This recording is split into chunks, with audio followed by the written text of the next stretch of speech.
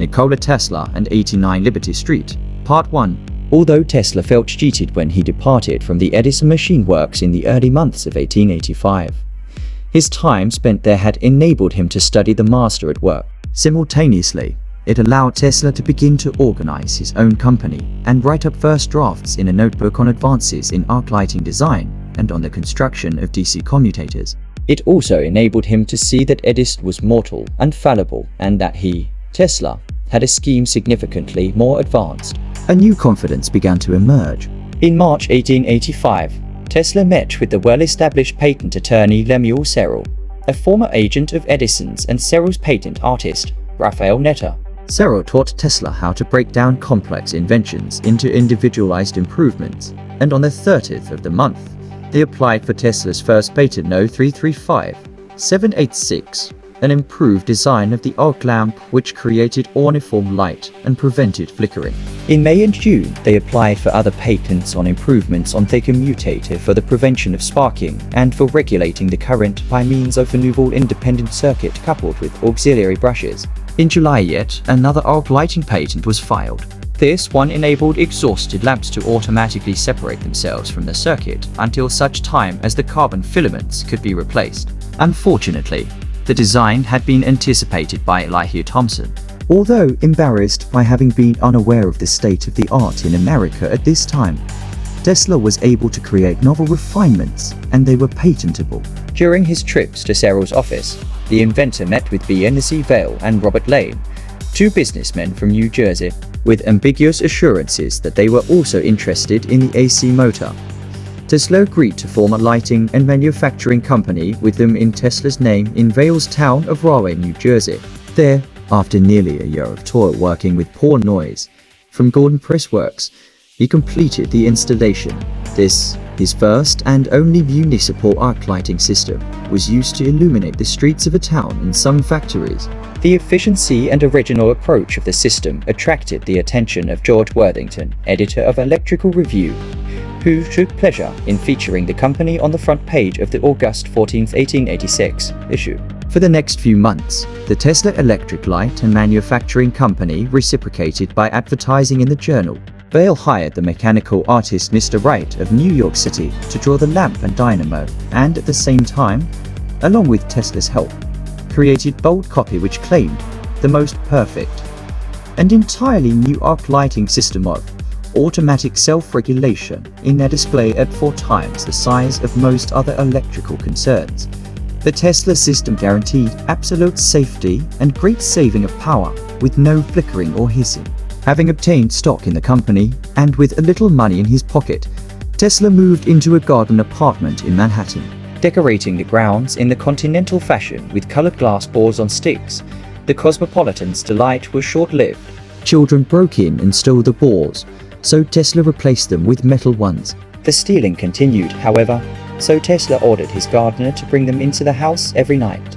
Unfortunately, neither Vail, who was president of the company, nor Lane, who was vice president and treasurer, cared about Tesla's other creation. To them, an AC motor was a seemingly useless invention. The sensitive inventor became incensed, for he had postponed exploiting the AC system until the railway project was completed under the assumption that his backers would support that quest as well. To his shock, Tesla was forced out of his own concern and handed the hardest blow I ever received.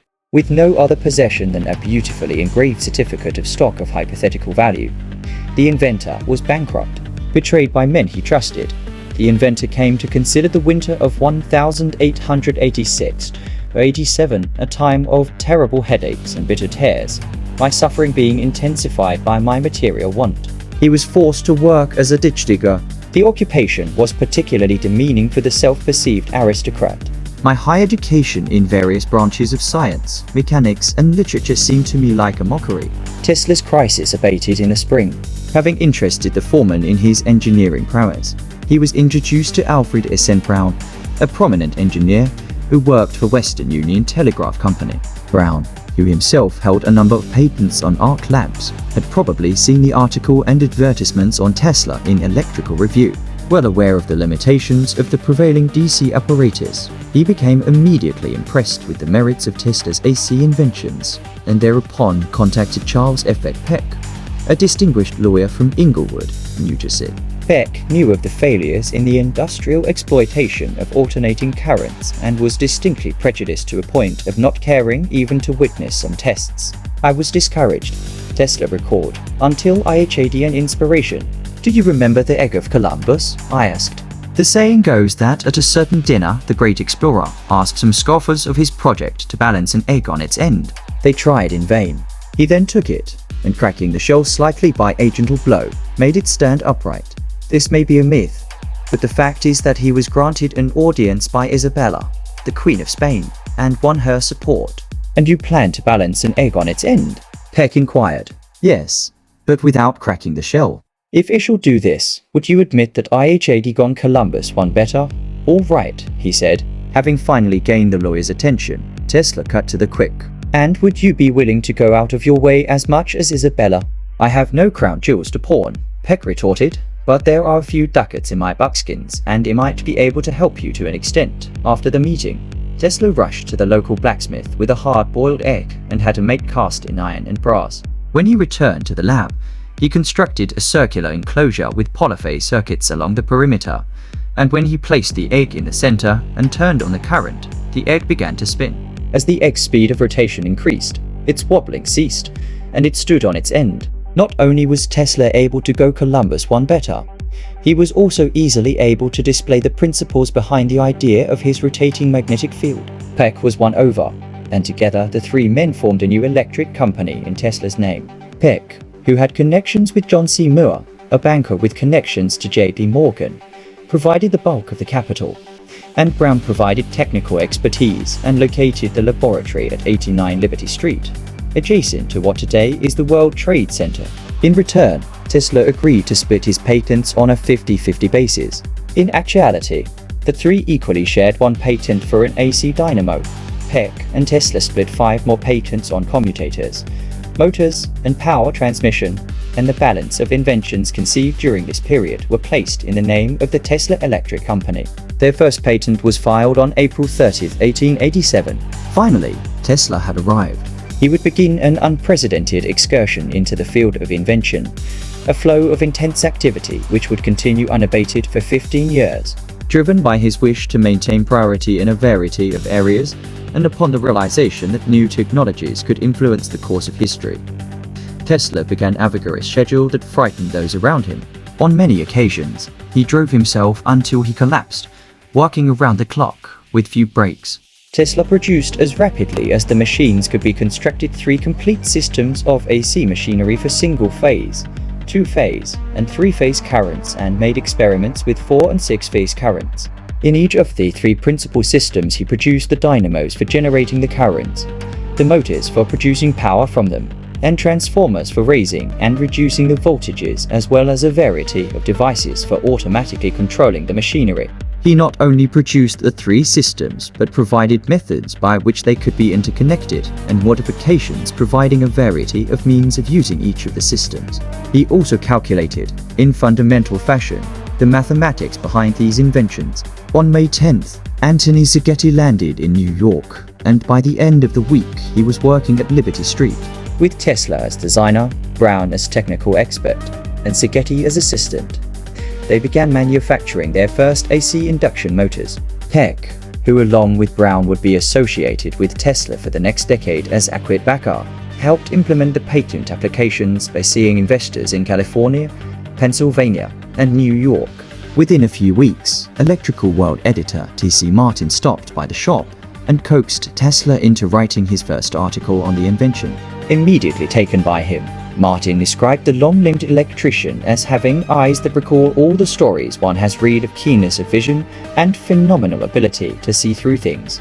He is an omnivorous reader who never forgets, and he possesses the peculiar facility in languages that enables the educated native of Eastern Europe to talk and write in at least half a dozen tongues. A more congenial companion cannot be desired. The conversation, dealing at first with things near at hand and next, reaches out and rises to the greater questions of life and duty and destiny. T.C. Martin, with heavy emphasis in his signature on the C, was a complex person who would come to play a significant role in Tesla's life. In 1893, He edited the most important compilation of Tesla's writings assembled during his lifetime. Flamboyantly mustachioed, and with large round, soulful eyes and a shaved head, Martin, now married, had been a former seminary student who had emigrated from England when he was only 21. Born in the same year as Tesla, Martin had worked for the Wizard of Menlo Park in the late 1870s before moving to the island of Jamaica. Returning to New York in 1883, he quickly became editor of Operator and Electrical World. Started in 1874 by the well-manicured W.J. Johnston from a little 4-page telegraph sheet prepared and issued by Western Union operators in New York City for circulation among their fellows, as the operator began to gain prominence after Thomas Edison started contributing significant pieces. As soon as Martin was hired, the paper's name was changed simply to Electrical World. The following year, in 1884, T.C. Martin became vice president of the newly formed American Institute of Electrical Engineers (IAE), and in 1886, his first book appeared, The Electrical Motor and Its Applications. A few months later, he was elected president of the IAE. With his newfound prominence and very British attitude, T.C. Martin's sense of self-worth rose to the occasion. In very deliberate fashion, he organized a rebellion at Electrical World, with his creditor Joseph Wessler and a few other workers against the owner, the proper, pedantic, and overbearing W.J. Johnston. A capable editor in his own right, Johnston was forced to fire his editors and work on the journal himself, as if Martin had never existed. Along with Wessler, Martin gained employment with Electrical Engineer, a computing company which gained great prominence when the duo climbed aboard. As a friend of Edison, and with his new base of operations, Martin was prepared to seize the moment. An industrious writer with graceful style, T.C. Martin had the capability to cross over into high social circles. He was a leader, an opportunist, egoist, and charmer. He was also one of the most influential personalities in the glamorous futuristic field of electrical engineering. Having discovered this new volcano of vision in Nikola Tesla, Martin approached him with the idea of helping choreograph Tesla's entry into the electrical engineering community. End of part 1. Nikola Tesla and 89 Liberty Street.